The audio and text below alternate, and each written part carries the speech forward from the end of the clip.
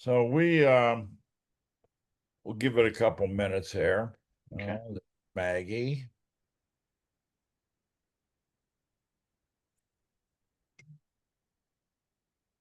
Kathy sure is a fireball, isn't she? She is. I love listening to her just talk. It's good. Hi, hon. How are you? Suffering from a cold.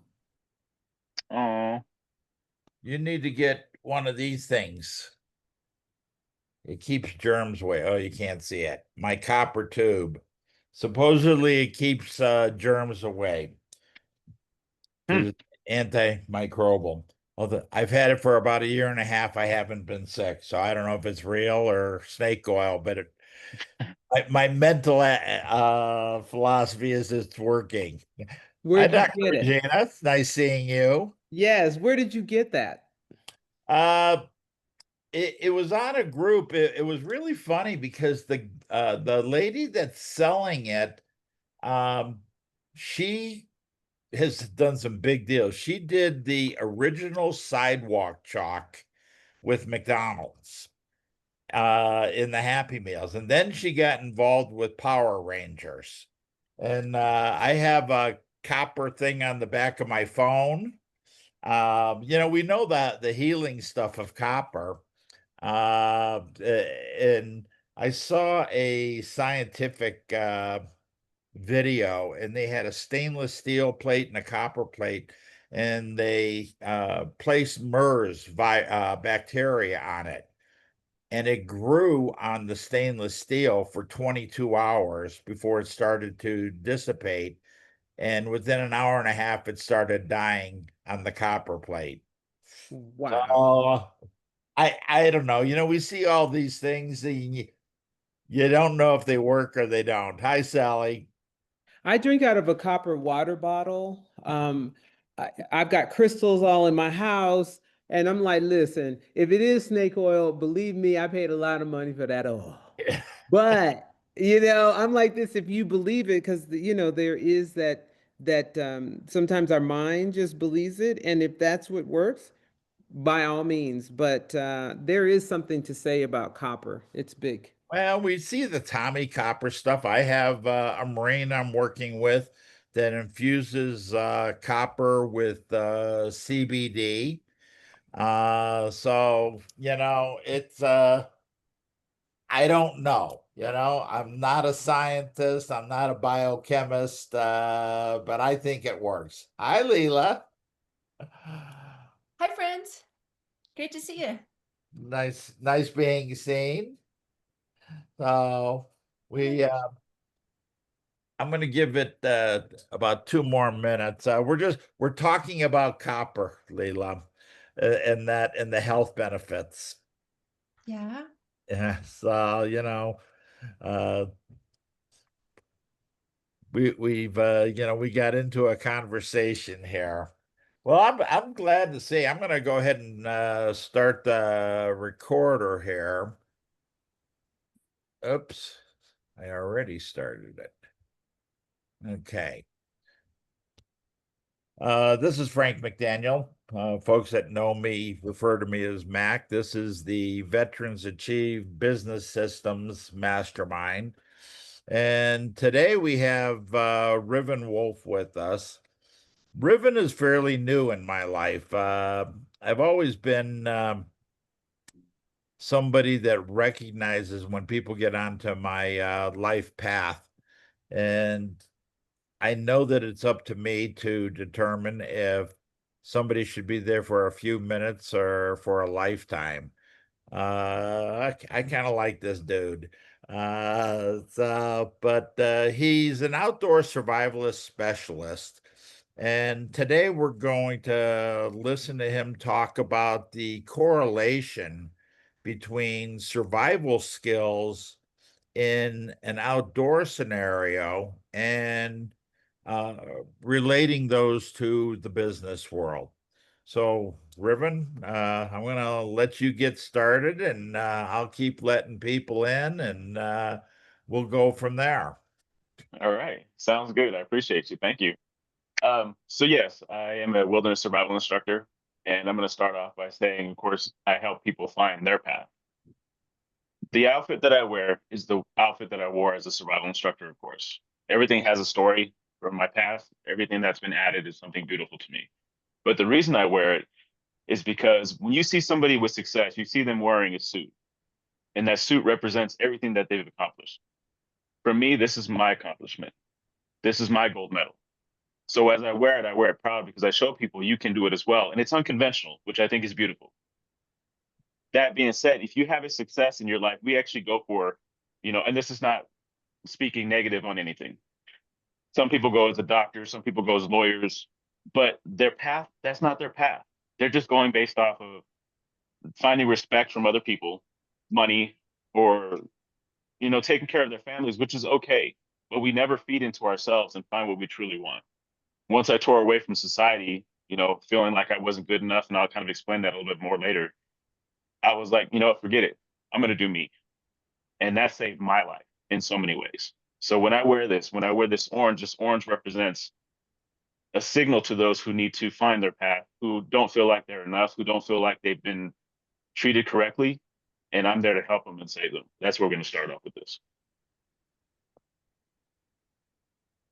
Riven, how did you get started into the whole outdoor scenario? I mean, I was in Boy Scouts and then the Marine Corps, and so a lot of that stuff came my way. But how did you personally get saying, I want to go build a fire in the backyard? It's always been a passion of mine. So I love camping. I love going outdoors. And I met a friend of mine when we were real young, kindergarten, first graders. And his dad used to love going camping, fishing, and all that kind of stuff. My dad's from Puerto Rico, so he really didn't do a lot of that stuff for here, so he wasn't familiar with it. Not saying that he wouldn't, it's just not his thing. So I went out with my friends, and we were getting taught all the survival skills. Not before I knew. I mean, this is just outdoor living, and I fell in love with those skills, and I learned more and more and more as I was younger. And then when it came around, was it 2009, 2010? That's when the survival boom came up, and I was like, oh, that's what I learned. That's what I know. Kind of passed it on through the years, and eventually I just came out and was like, you know what, I'm going to become a survival instructor. Did the 50-day instructor course with the Survival University, and yeah, I haven't looked back, and that was some of the best days of my life, just doing those skills and teaching, and the people I've taught, the friends that I've made. It's just a beautiful, beautiful thing for me. So I heard you mention Survival University. I'm not familiar with them. Yeah, yeah. It's in-person type course. You were online for a half hour every day. What was the process? Oh, the process was intense. It's a 50-day course where I lived in the woods for 50 days in a survival shelter. And I'm talking sticks, grass, whatever. We weren't allowed to sleep inside. In fact, it was just 100% outdoors the whole time. The only time we were able to see shelter or anything like that or something structured was when we went to go to the grocery store to get some food and then come right back. But we slept in the woods. We started our own fires. We cooked on the fire pit. And then the last 7 days was the last test where we were just out with just a knife, and we had to survive the night or the week that way. So yeah, it was intense. It was nothing online. It was 100% hands-on. Very, very fun experience. So this is where the smart ass Marine gets to say, you went to a grocery store? Yeah, yeah. We had a few bugs here and there, but I needed some tortillas here and there. We got to have fun with it. I know that you said that you were an EMT, and tied into the whole premise of this group. It's catering to veterans, law enforcement, and first responders. And I was really disappointed in veteran business groups, and that there was one that drove me nuts. I've come to refer to it as yellow pages for Facebook. And you could put your website down, but there was nothing to help somebody survive, kind of what you're doing. I mean, okay, we're going up to the top of a 14er. We'll see you in 2 weeks. What do I do? And I think for so many of us in the business arena, those are the understandings that we want to come about, and that how do we get more confident, more secure. As I've talked with Maggie many times, no one's going to shoot you and throw you bloody in the street. But that doesn't mean that we don't have a certain amount of fear about looking goofy. And that, how do you take your survival skills, which is life threatening, and translate them into a business perspective? Oh, I love that question. And that's the beauty of what I've created. Um, being lost in the woods is no different than being lost in life, period. You have anxiety, high heart rate, depression, and we wonder why we have so many addictions in this world. And the reality is because we're in despair. We've lost hope, and nobody's given the tools to figure out what we want in life or need. We were told, hey, these are the acceptable things to do or what you want. So this is what you should go for. Everything else is silly. You don't need to do that. You have hobbies. Hobbies are your thing. No, that's what you're here to do. You are here on a spiritual scavenger hunt to collect all of that information and all of those experiences. So it correlates when it comes to first responders and military. We've served in many ways. We've risked our lives. And when we come back, it's, I've given so much. Now, shouldn't things come back to me? When the reality is, to me, you should be pouring into your cup first. Everything that overflows into the saucer, everybody else gets. And I think that's where the disconnect is with our military and our first responders.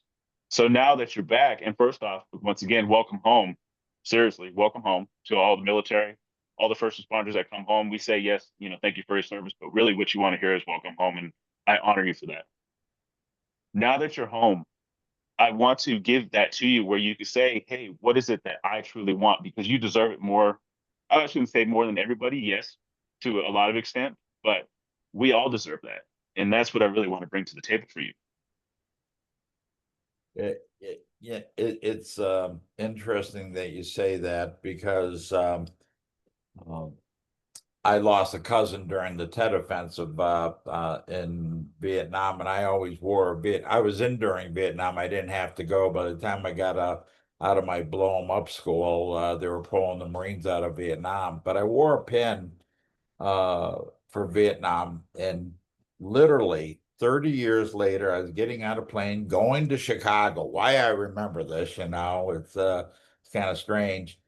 The pilot coming off saw the pin and said, "Welcome home."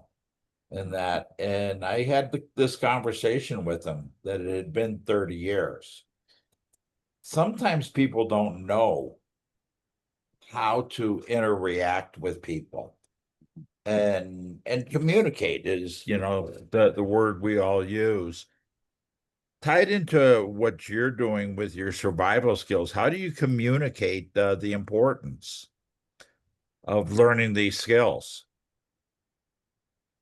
Let's see how I can put this. They're important because we're of nature. That's the easiest way I can put it. If you think about it, most people freak out because society's collapsing or, things are ending. No, the zoo's falling apart. And it's your nature to be out in nature. It's also your nature to know what's being affected or how it's affecting your body. And like you said, those words mean so much.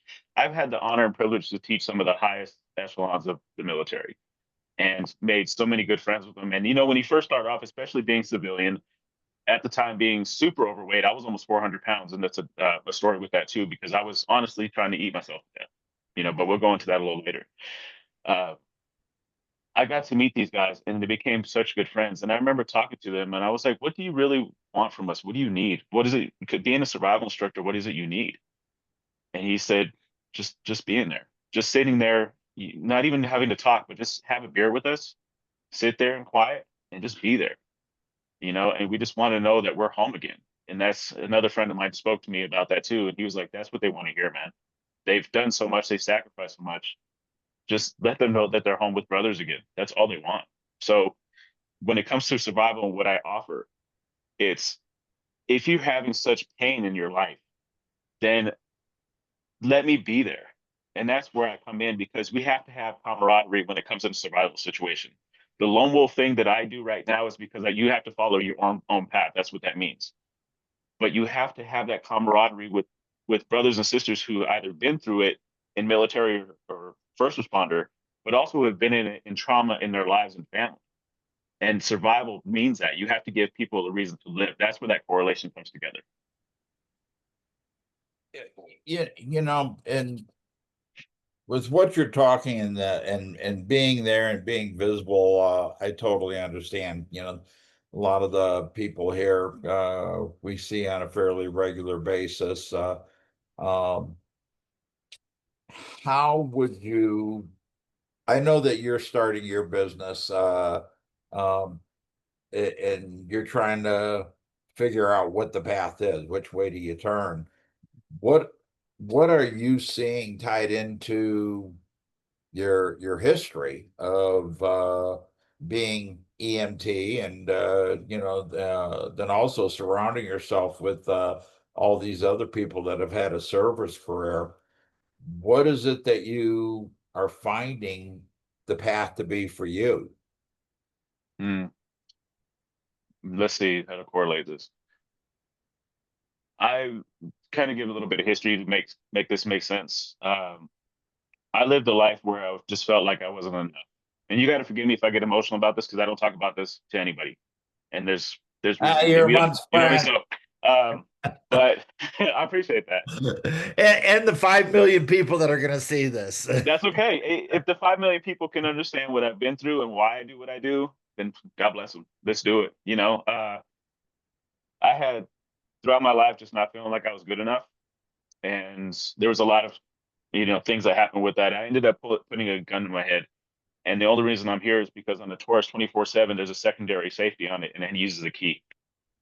In that moment of me trying to find the key, I met my ex-wife, and she checked on me. She was like, "Hey, I wanted to make sure you're okay." I called her. Everything worked out. I put the gun away and ended up marrying her. Well, as life went on, I was getting better and better and happier, and still something which just wasn't there. Of course, our marriage started falling apart. And the moment she said that if you can't believe in you, why should I believe in you? Or how can I believe in you? Something on that line. And all those emotions flooded back. And I thought, okay, well, I'm not going to do something crazy like that again. What I'm going to do is, like I said, eat myself to death so people can just think, the way got them. So we have people like that all the time out there with these mentalities, and we don't speak on it. And that's the reason I'm coming clean with it and being vulnerable about it is because we don't speak on it because we don't have a space for it. And it's not a safe space for a certain gender to me because we're all the same around the campfire. We're human and we have to have a safe space for each other. So where that correlates is we have so many people going through negative emotions, military, first responders, and just life in general, men, women, children. And we need to really open up to that and show that we're there as fathers, mentors, sons, daughters, aunts, whatever. And that kind of ties into what I'm getting at with the emotional side of it. I mean, I got kind of emotional, kind of got shook up right there, but does that answer your question? Yeah, I was raised by very strong women, and the emotional thing or sensitivity doesn't bother me at all. And that I'm not a crybaby in life, but going out and recognizing that men have sensitivity as much as women. My friend Leela, she just left. She's always gets me jacked up on doing her seminars, and then she tells me it's just for women. And as I've come to say, in today's world, I'm allowed to identify as a woman, so I get to go. Nice. You know, trying to understand, we all have a different purpose here, and we want to reach out to the jacket wearers, as I refer to the service group. And people can have a passion, that wow moment. I actually met I had a neighbor that his grandfather invented the yellow pages, and this kid knew how to spend money, but he didn't know how to make it. But his trust fund was $50,000 a month. And that how do we show somebody that has a passion the skills of coming in? Why do we need your tactics? Why should I go to Andrea and talk to her about starting a business and finding the perfect business for me? And that I know she has 1,000 of them or something, but why would I do that? I'm just getting to know Dr. Regina. She's a speaking coach. Why do I need to know how to speak and communicate more than what you and I are doing right here? Because everybody has their way to resonate with somebody else based on what they've been through. And that's the short answer. So each person that's in here who helps in their own way, it resonates with that other person. So for me, my goal audience right now are, men who felt broken just as I did. And that's my main focus as a group. Deep down, I want to help everybody. If my stuff resonates with you, please come to me. I will never turn you away. But it's the fact that I'm using survival tactics and survival skills in that to correlate with that in your mind, that resonates with men a lot too, because they want to find those skills. Those skills really bring that masculinity back into them, and they feel like, you get that little bit of a Rambo feel as you're doing this, because I'm not speaking to you as, you got to write this down in a journal, you have to do this, that, and your other. You have to think about it as, if you're going through a problem and you have a passion and you're going towards it and you hit a storm, you have to shelter against the storm. What does that look like? Are you speaking to yourself in a negative way where you're drinking from foul water and you're going to get sick? Or are you taking the time to boil that water and consume the truth? Are you holding on to that passion to keep you warm in the shelter? Or are you freezing because you really don't know what your passion is? And that's where most people fail.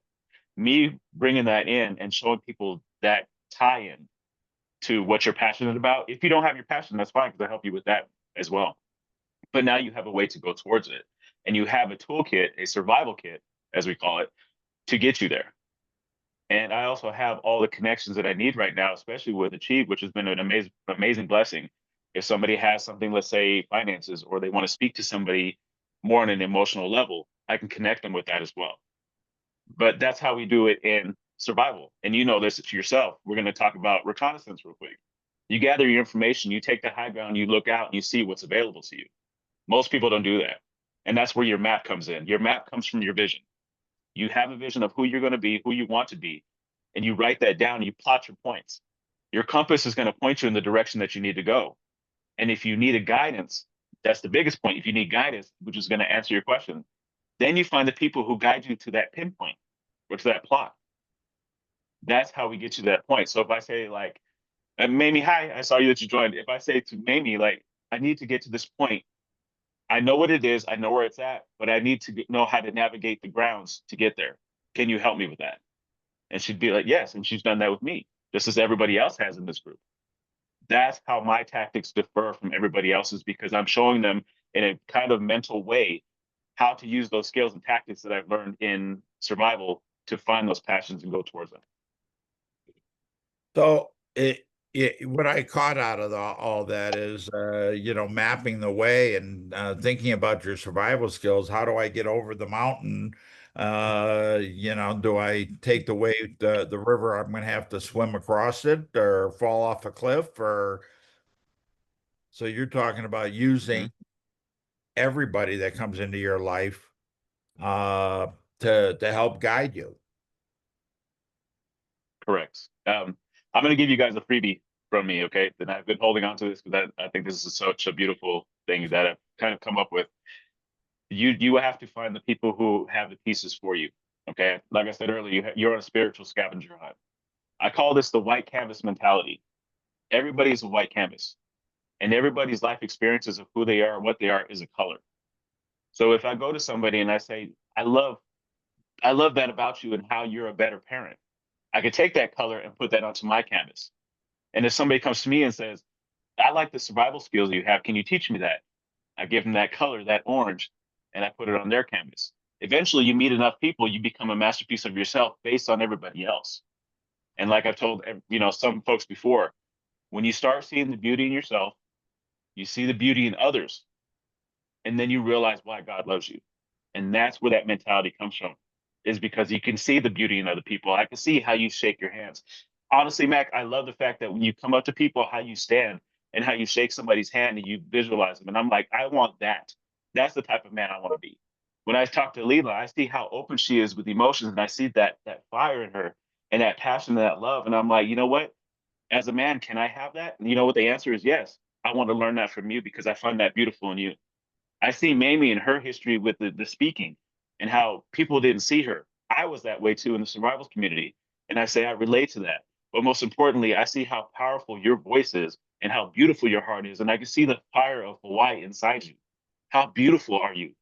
And I want that part of me as well. And then you start seeing, wow, this is how I become the best version of myself once I start seeing the best version in other people. And that's when you bring things together and you start saying, I'm an accumulative of all the beautiful people who have come into my life. And I hope and pray I gave you the same thing. And in order to do that, you got to become the person you're supposed to be by finding the color inside you, the passion, and going forward on Wow. that. I know I'm not speechless very often, but you kind of got me for a moment there. One of the things, and you talked about men, and I don't know if it's if you experience it, I'd see the brothers going out in the woods and hugging trees, and that was never my thing. But screaming at the universe. Um, One of the things that I've noticed, military wise, is a lot more women have started joining the military. They were in much more predominant careers. When I was in, a lady was maybe a general secretary or a nurse or something like that. And then tied into the late 70s, early 80s, Desert Storm time. A lot more ladies were in predominant, even combat roles. Mhm. How are you addressing women tied into what you're doing? Or maybe there's somebody that you should be referring ladies to if you don't work with women directly. I love that. So, like I said, we're the same around the campfire, and your passion isn't based on gender. So you see women nowadays, like you said, joining the service, becoming mechanics. It's whatever you want. That's fine. Do you? I love that. If I can't relate to you in that sense, then I find those who can, absolutely. But the way I go about it, for me personally, is I want to have that polarity of masculine and feminine, and I want to have that masculine side of me. And if I need to lead somebody, whether it's a woman or a man, whoever, and I'm leading you to that, I need to hold that true and be true to myself of who I am, so I can lead in that sense. In that case, when a woman comes to me and says that they want what I have, I'm leading you through the path of finding your passion, finding survival, and taking you through that. And it's not a superiority thing. It's me taking the hand of you, whether you're man, woman, or child, and saying, this is the path, this is the light. Let me show you the way. And that's how I take care of that. And if it's not with me, I can say, okay, that is out of my scope. And I can say that confidently. And I will tell you, hey, we have these people here, this group right here, and I can take you to them and they can show you the way. But I have to do that research as well. But that's still me leading and being the man that we need in this world nowadays. See what I mean? Does that answer the question? Does that resonate with anybody too? I think so. I think Yeah. that hopefully, yeah, I'm gonna take a step back. I was Sure. raised by strong women. Hmm. As a kid, I used to talk about having to fight to be a man because there were so many. It was my Irish grandmother that came over on the boat. My mom, who was pregnant with my little sister when my dad left, got her college degree, got her master's, and went and got her doctorate. She ran Barry Goldwater's headquarters in Ohio when I was a kid, and I always had that strong influence from ladies. Hmm. The men that were providing it for me were far and few between. They were coaches and Boy Scout leaders for the most part. Hmm. Um, So I've always learned a lot from ladies and strength, and I think in the world, any of us can be a victim, Mhm. and that our gender, our race, and that who our parents were. Did we go to college? Did we not go to college? How do we develop a fortitude or the confidence to be the strongest person that we can be in this world, not just the personal world, but in the business world that we're all trying to strive for? Confidence comes from doing. And that was the same as when we were younger. You learn the cash register. You're nervous, you're scared, you're not confident in that moment, but you give yourself a week or two, you're flying through it. And if somebody says, "Are you confident using that register?" Oh yeah. So the way we get that is we have to figure out, once again, we got to recon the area. We have to visualize who we're supposed to be and make that path. We can tell ourselves all day, that we're strong, we're strong. We can look in the mirror, we're strong, we're strong, we're strong. Sure. But it's not until you go through those moments and say, this is going to be scary. This may be painful. This may hurt, but I'm going to go through it. You come out on the other side as that strong person. And I say strong person because the strength of every person, male, female, whatever, is the same. We all have our power as our own. And collectively, then it starts showing up as something even more powerful. Your power and your strength and your confidence come from you doing and becoming that person that you visualize. And that's why I'm here, is to give permission. Because let's be real. Society is the HOA of humanity. And last I checked, I never signed a contract, right? So if you want to be a strong woman, what does it look like for you? And I'm speaking to the women here too. And I know they're here and I'm not speaking because you're from Achieve or we're friends or whatever. I sincerely see strong women here, and that's why I become so passionate about what we do. I see strong men here, and that's why I become so passionate about what we do. Because I'm like, hey, I have these connections now and showing people, hey, you can go talk to this person too because they're strong as well, like you want to be.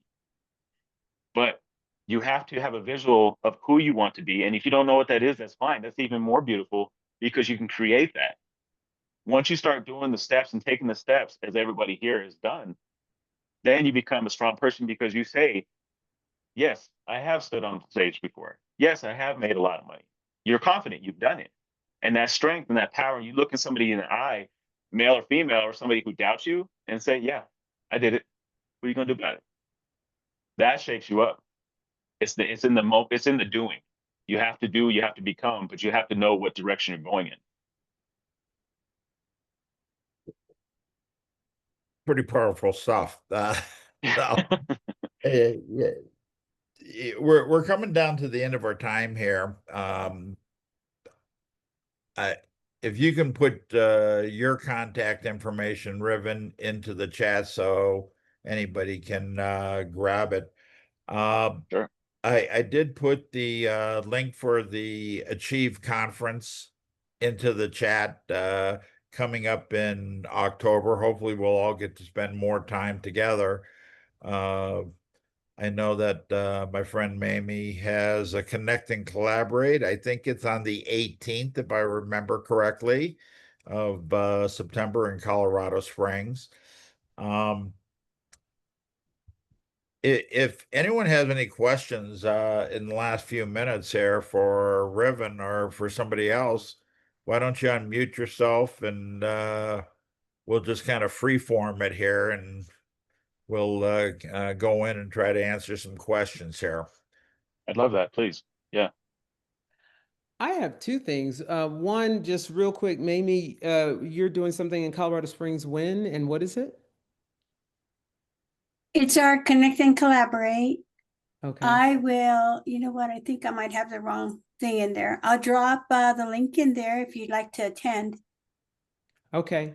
All right. Just wanted to check that out. And then for you, Riven, you talked about, when you got to a point where you put this gun to your head and your ex-wife spoke to you and she lifted you up. You guys got together, everything went fine. And then things took a dive. You ended up getting a divorce. And at that point, you were trying to eat yourself to death, as you put it, right? So when things are unstable, how do you stabilize? Because we don't want to help people just for this time. We want to help people for Right. the next time, right? And so there's something in nature that stabilizes itself when the winds come, when the storms come. I don't know if it's the roots, I don't know what it is, but what would you say is a stabilizer in nature and a stabilizer in yourself so that when the storm happens, you still can stand strong, so you don't have to eat yourself to death, you don't have to hold a gun to your head, you can live through life? I love that question. And that's exactly what I teach. So let's go for it. Yeah. You're in nature, you're a mountain. Okay. In your heart, it's your spirit. And people don't realize how strong your spirit is. It's the foundation. It's what they call in Japan fudo, it's that structure. Yeah. How do we fix that? Because that's why, what I mean by that, when I say I give you a survival kit, because in this moment, yes, I can tell you about this. In my coaching, I can talk to you about it as well. But when you go forward in life, you have to have those skills. You have to have that survival kit in order to endure. What that looks like to me is when I talk to you about your shelter. Your shelter is your spirit. Your shelter is that fortitude that you have when it comes to the storm. When things are coming down, you hunker down and you wait. Instead of getting emotional, emotions are going to be there. Emotions are natural, but you don't have to let them run you. Your mind's going to start running on the negative. You're going to start lying to yourself, saying, I'm no good. I'm horrible. I have nowhere to go. I don't know where to go with this. Where am I supposed to go? That's when you get into despair. What do you do in the survival situation? You hunker down. You set up your shelter. I'm okay. You hydrate with clear truth. You hydrate with good water. I'm going to be okay. I'm strong here and everybody loves me. In order for you to fuel yourself and eat and find nourishment, you find nourishment in other people's words when they tell you how good you are, how great you are. That's nourishment and good medicine. Are you taking that nourishment and good medicine, or are you eating of the poison berries of their own self doubt?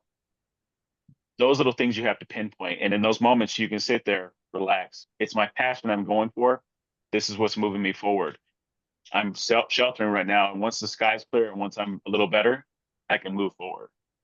But you have to take that moment just to be there present with yourself and that fortitude and to really take on those skills that I'm teaching you. And then you can move forward and say, it's time. I'm ready to move forward. Fabulous. Thank you so, so much. Thank I you. have Great to question. go. I'm running Yeah. around doing things, but I'm glad I was able to listen. This was fabulous, Mac. Yeah. Hope to see you again Thank you. soon, maybe at the Connect and Collaborate in a couple weeks. All right, that sounds Any other good. questions that anybody has? Well, we have Riven on the horn here, so to speak. All right, Mamie. I think that we've talked about your Connect and Collaborate. I would love to talk to you more and have you come in and make a presentation to the group here. I know you've been working with me on this whole veterans thing, and we're kind of getting a handle on it.